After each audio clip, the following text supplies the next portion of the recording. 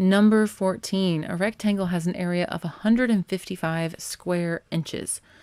The length of the rectangle is 4 inches less than 7 times the width of the rectangle. What is the width of the rectangle in inches?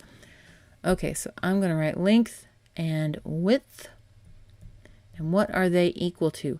The length of the rectangle is our cue to put the equals. The length is equal to, the length is 4 inches less than something. So 4 is being subtracted from it. It's 4 inches less than 7 times the width of the rectangle. 7 times the width.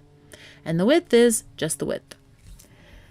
So we're going to read this one more time to make sure that we wrote down our equation correctly. Is the length of the rectangle is 4 inches less than 7 times the width. There we go. Everything is represented. Now this rectangle, we're told, had an area of 155 square inches.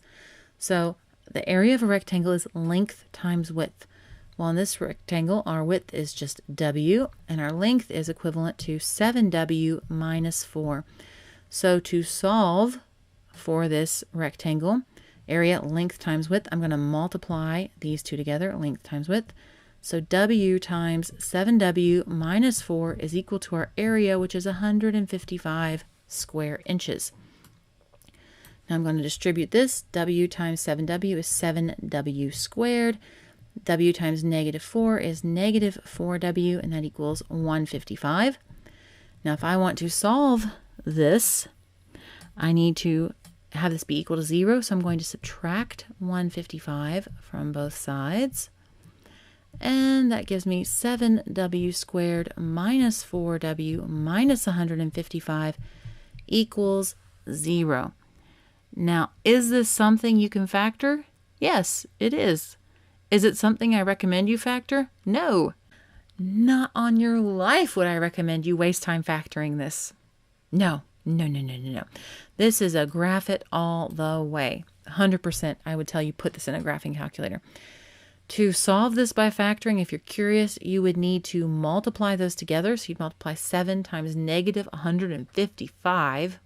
And then with that monster of a number, which is going to be, over 1,000, you're going to have to look for factors that multiply to that number, but then add to negative 4. What is that? 7 times 155. Let's see. 700,050, 1,085, I think. Correct me if I'm wrong there. So I think it's 1,085. So you want numbers that multiply to negative 1,085, but add to negative 4. Hey, there's some ways you can get to that quicker than you'd think, but then you'd have to group it, and then you're pulling out greatest common factors. And just no. One of the things with the SAT is always going to be time, especially when you're at the front half of this, or even say the first 2/3 of a module. Time, man. We want to get through these as quickly as possible, because in most cases, the problems get harder the further along you go. And especially the last 3 or 4 in a module can be real time sinks, no matter what you do, no matter what tools you're using. So if you're in the first half, the first 2/3, we don't want to be wasting any time unnecessarily. If a thing takes time, it takes time. It's okay. Don't worry about it. But if we don't have to spend that time, let's not. This is one you don't have to spend all that time finding the factor, grouping. No.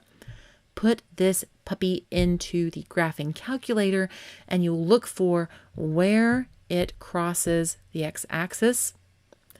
And this one, it's only going to have one positive factor, and that is going to be 5. Because we're solving for W. W is going to be 5. Because that's what you're looking for. It's going to be 5, 0 is that coordinate where it crosses the x-axis. So 5 is our thing, and that's what they're asking for. What is the width of the rectangle in inches? W is 5. If they'd asked for length, we would just put it in there. 7 times 5 is 35 minus 4 is 31. And that checks out. 31 times 5 does, in fact, equal 155. So we did that correctly. But yeah, something like this, Again, can you do it the other way? And a lot of times I'll say, just pick one. You know, they're both about the same. This is not one of those cases. It is not faster, I don't think, at all for anyone, no matter how good you are at factoring. I don't think it's faster to factor it. So leave it be. Go with a graph instead. W is 5. Hey guys, head over to my new site, mathwithalyssa.com, to get your free, yes, free 10-video course of SAT tips and tricks. It covers things like how to make a study plan that's perfect for you, how to pace yourself during the test to get maximum points, and so much more. I'm super excited to get this out to you guys, and a lot more SAT prep help is coming for you in the weeks ahead. Again, that is mathwithalyssa.com. And if you liked the video you just watched, please let YouTube know. Comment, like, share, subscribe. You know the drill. Thank you so much for watching. Hope you have a great day. See you later. Bye.